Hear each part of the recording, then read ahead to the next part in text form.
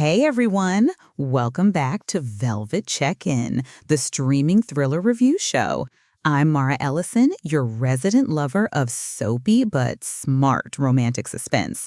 With me, as always, is Devin Cole. Hey, Devin. Mara! Hello. Hi, listeners. I'm Devin, professional film dork and part-time popcorn philosopher. Excited and slightly nervous to dig into Tubi's Unrequited tonight. Yes, so quick housekeeping. We're doing this in two halves. First half, spoiler light, plot setup, tone, performances, whether the premise hooks you. After a clear spoiler warning, we go full spoilers, twists, the third act, and whether the ending lands. Runtime, it clocks in at about 96 minutes, so brisk, low to mid-budget romantic thriller territory.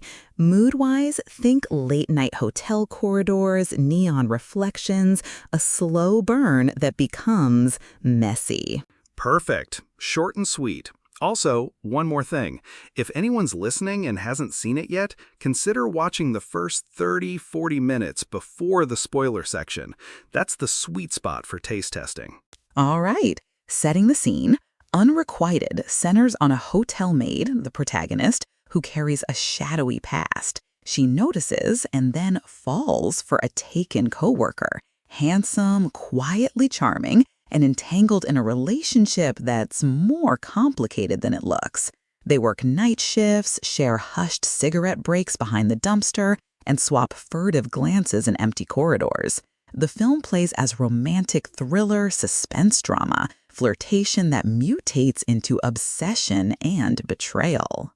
And the hotel itself is kind of a third character, right? The late-night shift provides this liminal space. No witnesses, bad lighting, guests come and go. It's an ideal stage for things to escalate. You get the classic tropes, hushed room service cards, CCTV glimpses, but the setting works. On the premise, it's familiar but not boring. If you've seen films about forbidden desire and obsession, think Single White Female Light or darker Tubi Cousins, you'll recognize the beats. But Unrequited leans into the atmosphere.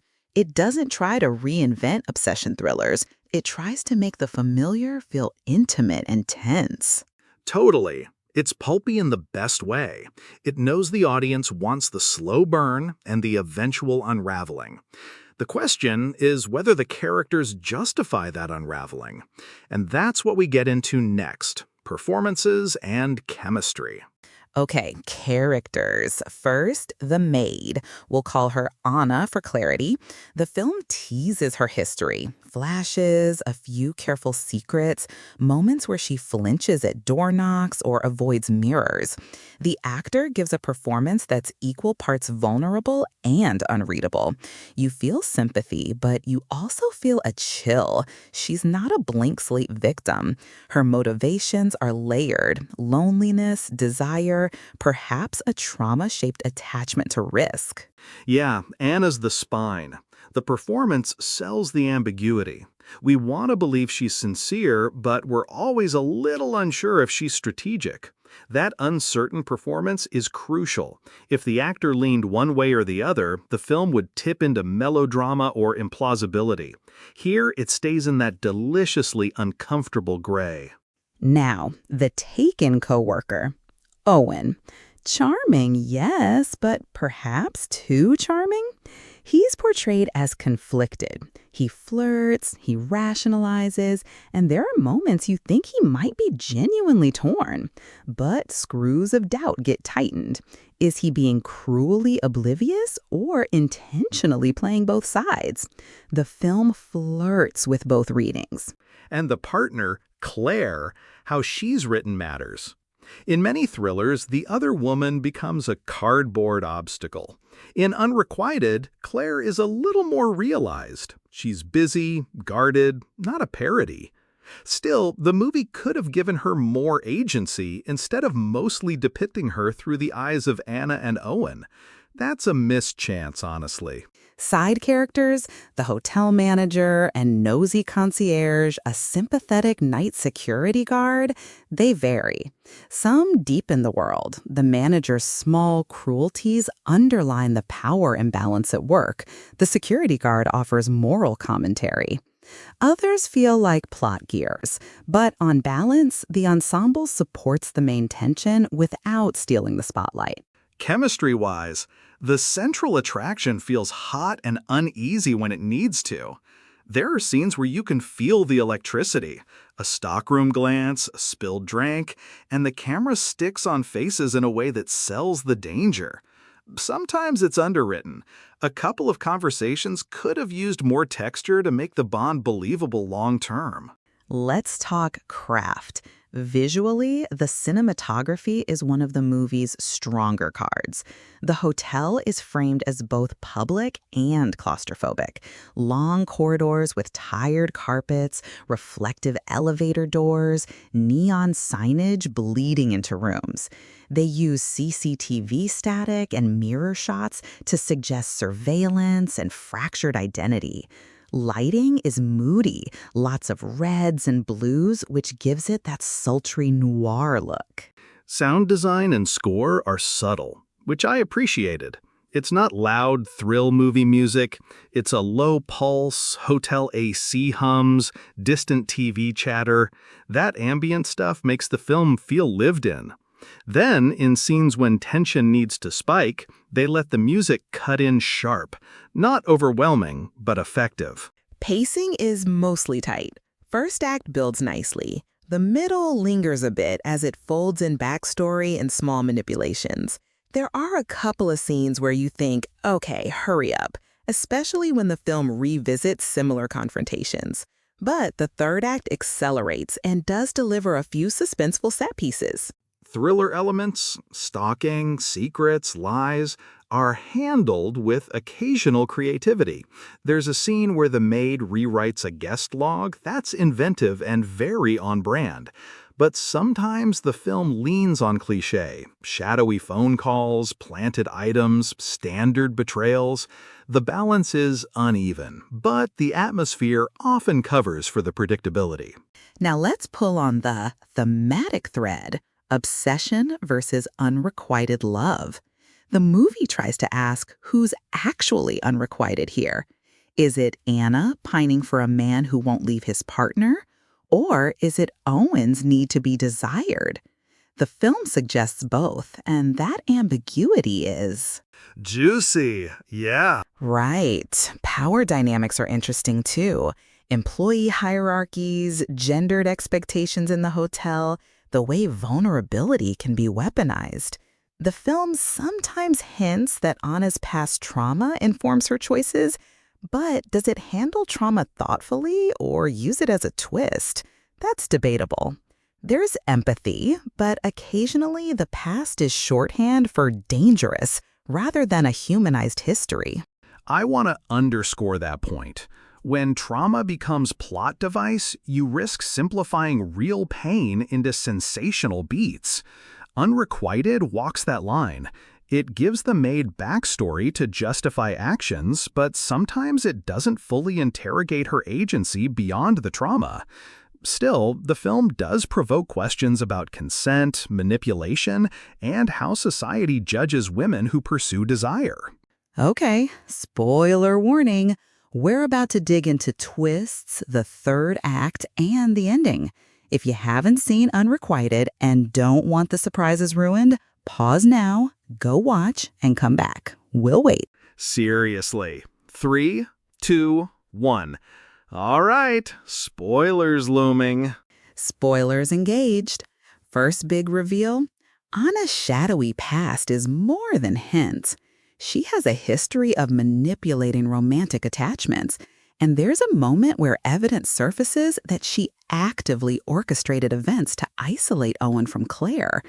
There's also an earlier crime tied to her past that reframes her vulnerability as calculated danger. That's the pivot where the film flips from tragic romance into psychological thriller. Up to that point, you sympathize. After it, you reevaluate every sweet gesture. Was it genuine or part of a plan? The twist isn't entirely out of nowhere. There are breadcrumbs, small inconsistencies in Anna's story, a planted receipt, and a background character who suddenly becomes crucial. The setup is fair, even if it's punchy. Then the alliances shift. Owen, who'd appeared conflicted, turns out to have his own secrets. He's not entirely the innocent bystander. He's more complicit than we thought. An affair of convenience? Or perhaps he used Anna's attention to confirm his ego. There's a mid-third act betrayal where he... Basically double crosses Anna? Yeah. That moment felt deliciously rotten. He decides to preserve his social life, its comforts, instead of owning the fallout. It reframes his charm as cowardice. The movie is bleak there. No neat redemption. And Claire, she isn't passive. In the finale, she uncovers crucial evidence and confronts both of them. There's a face-off in the laundry room, very claustrophobic, that functions as the central confrontation. It's messy, and I mean that in a good way. Nothing is tidy, emotions are raw, and the camera stays close to faces. The climax escalates with a sequence involving CCTV playback and an attempted setup that goes sideways. Anna tries to corner Owen emotionally, but Claire turns it into a public exposure. In the end, the moral consequences are murky. No one gets exactly what they want. The film opts for an ambiguous ending rather than a clean punishment. Does that ending satisfy? Kind of. It's thematically consistent.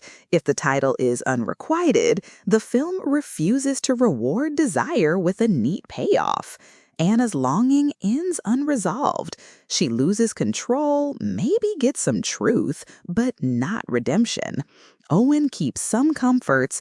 Claire is scarred, but not destroyed. The ambiguity fits the film's tone, but might frustrate viewers who want closure. Also, are the twists earned? Mostly. There are setup beats, off comments, props that retroactively make sense. But a few reveals lean on coincidence, especially the way a background guest becomes evidence. That's a bit convenient, and viewers who favor airtight plotting might bristle. Final notes before verdict. The film's strongest elements are atmosphere, a committed central performance as Anna, and the moral murk it cultivates. Weaknesses? Some underwritten secondary characters, an occasionally saggy middle, and a temptation to use trauma for thrills rather than fully interrogating it. Who will love this movie? If you enjoy pulpy streaming originals, messy relationship dramas, and atmospheric thrillers with female leads who are morally ambiguous, yes! It's great for a late-night watch with wine or a friend who likes to gasp loudly. Who should skip? If you want nuanced psychological rigor or pristine realism, maybe pass. Also, if exploitation of trauma as a plot engine bothers you, be warned. My verdict? Recommend with caveats. I'd give it 3.5 out of 5 stars. It's compelling, sultry, sometimes frustrating, but worth your 96 minutes if you like this niche. I'll be a little harsher. 3 out of 5 for me. I loved the texture and the leads, but wanted tighter plotting and a deeper treatment of Claire's POV. Still, it's addictive. Watch it. All right, quick reminder, watch on Tubi if you want to judge the vibes yourself. If you want to be surprised, stop here. If you've already seen it, DM us. We want your takes. Did the ending frustrate you, or did it feel honest? All right, quick reminder. Watch on Tubi if you want to judge the vibes yourself. If you want to be surprised, stop here. If you've already seen it, DM us. We want your takes. Did the ending frustrate you, or did it feel honest?